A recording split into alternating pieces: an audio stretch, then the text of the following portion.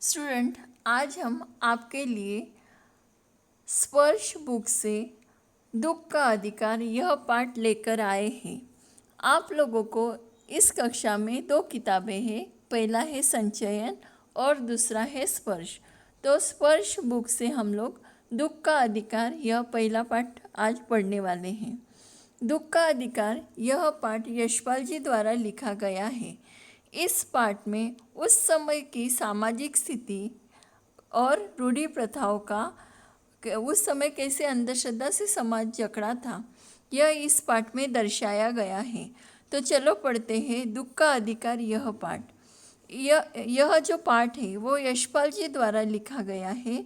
इनका जन्म 1903 और मृत्यु 1976 में हुआ।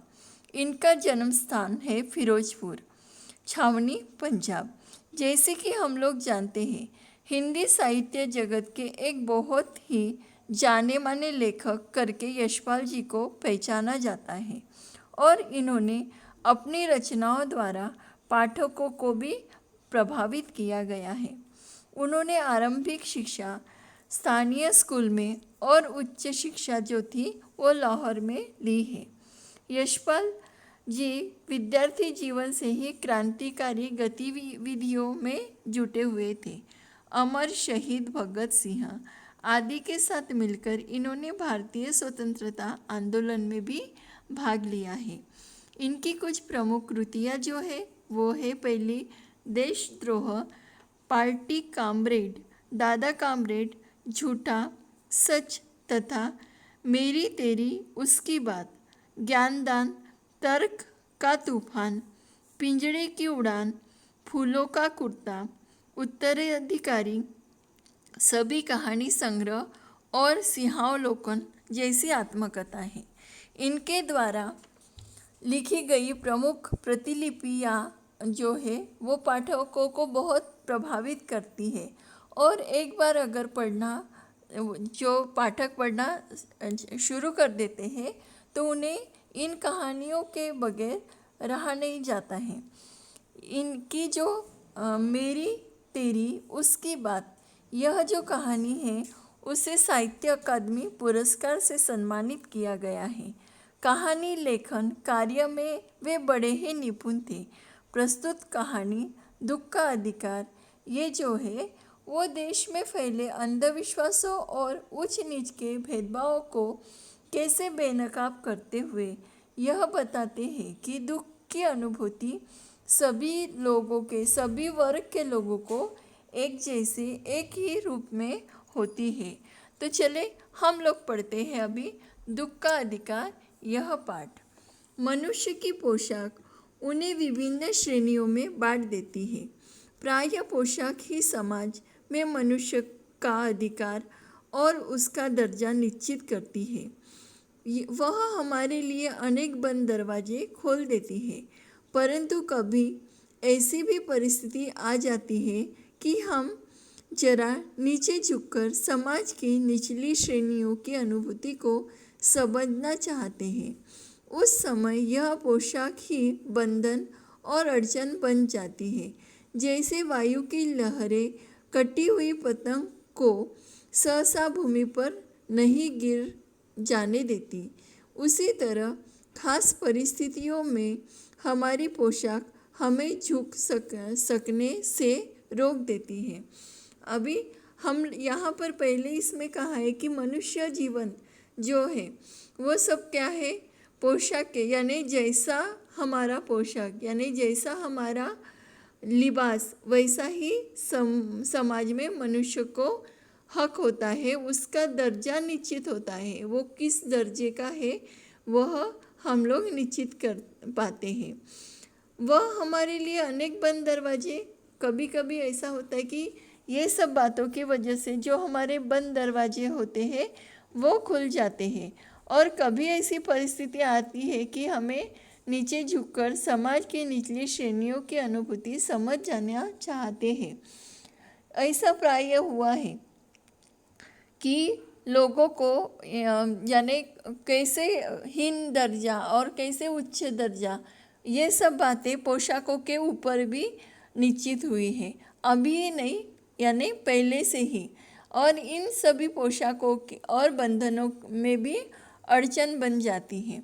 जैसे कुछ हम लोग अभी एक आधे का लिबास देखते हैं तो हमें वो बहुत अच्छे से कपड़े पहन, नहीं, हम लोग अपने मन में ही सोच लेते कि हाँ ये कोई तो बड़ा अच्छा आदमी है। और जैसे कोई हमारे सामने, उसके पास भला ही कितना पैसा हो, वो कुछ भी उधर, लेकिन अगर हमारे सामने कोई ऐसे फटे पुराने कपड़े पहन कर आए तो हम लोग अपने मन में सोच लेते कि ये कौन से दर्जे का है।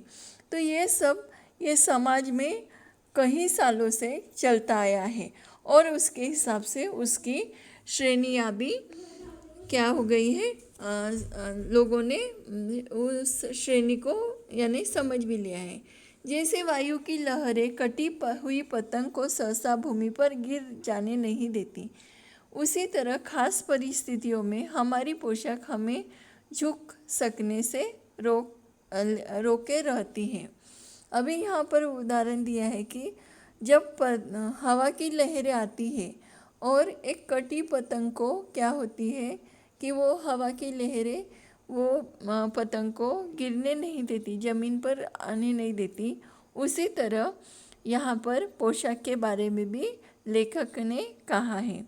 बाजार में फुटपाथ पर कुछ खरबूजे डलिया में और कुछ ज़मीन पर बिक्री के लिए रखे जान पड़ते थे। खरबूजों के समीप एक अधेड़ उम्र की औरत बैठी रो रही थी। खरबूजे बिक्री के लिए थे, परंतु इन्हें खरीदने के लिए कोई ऐसे आगे बढ़ता। खरबूजों को बेचने वाली तो कपड़े में मुंह छिपाए सिर को घुटनों पर फपक फपक कर रो रही थी। फपक फपक कर रोना यानी जोरों से रोना, बहुत दुख से रोना। पड़ोस की दुकान के तख्तों पर बैठे या बाजार में खड़े लोग घृणा से उसी स्त्री के संबंध में बात कर रहे थे। उस स्त्री का रोना देखकर मन में एक व्यथा सी उठी, पर उसके रोने का कारण जानने का उपाय क्या था। फुटपाथ पर उसके समीप बैठ सकने में मेरी पोशाक की व्यवधान बन खड़ी हो गई। एक आदमी ने घृणा से एक तरफ थूकते हुए कहा, क्या जमाना है, जवान लड़के को मरे पूरा दिन नहीं बीता और यह बेहया दुकान लगा के बैठी है। दूसरे साहब अपनी दाढ़ी खुजाते हुए कह रहे थे, अरे जैसी नीयत होती है अल्लाह भी वैसी ही बरकत देता है। सामने के फुटपाथ पर खड़े एक आदमी ने दिया सलाई की तीली से कान खुजाते हुए कहा, अरे इन लोगों का क्या है, ये कमीने रोटी के टुकड़े पर जान दे देते हैं। प्रस्तुत कहानी में यह बताया है कि एक अधेड़ उम्र की औरत थी और वह खरबूजे बेचने के लिए बैठी थी, और वह जो खरबूजे बेचने के लिए बैठी थी, कुछ उसके कहाँ थे, टोकरी में थे, और कुछ उसने ज़मीन पर डलिया यानी टोकरी, तो वो टोकरी में और कुछ ज़मीन पर उसने बिखेर रखे थे। और वह बेचते हुए बहुत अंदर से अपने जो फक कर रो रही थी, यानी उससे क्यों रोना आ रहा था यह वो वहाँ पर कोई नहीं पूछ रहा था। तो उसके रोने पर वो सभी लोग क्या कर रहे थे कि कैसी रो रही है वो सोच रहे थे, लेकिन क्यों रो रही है यह नहीं सोच रहे थे। और कुछ अलग सी ही बातें बना रहे थे कि अभी अभी जवान लड़का मर गया है और ये देखो कैसी औरत है कि यहाँ पर क्या लेकर आई है, खरबूजे बेचने के लिए आई है। लेखक उससे पूछना चाहता था कि उसके रोने का क्या कारण है, लेकिन क्या होता है कि कभी कभी कुछ ऐसी सामाजिक परिस्थितियाँ आ जाती हैं कि जिनकी वजह से हम लोग आगे नहीं बढ़ पाते। हमारे मन में भले किसी के प्रति बहुत करुणा हो, बहुत आत्मीयता का हो, भाव हो, लेकिन फिर भी लोगों की वजह से हम लोग क्या करते हैं, उस समय चुप बैठे होते हैं। तो यहाँ पर भी ऐसे ही लेखक के साथ हुआ था।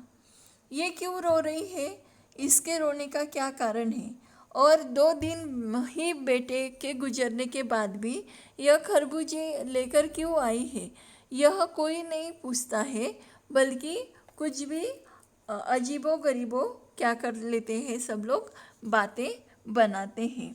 आगे अनास्था दान दक्षिणा, इसके बाद हम लोग देखते कि वो क्यों रो रही थी, उसके रोने का क्या कारण था यह।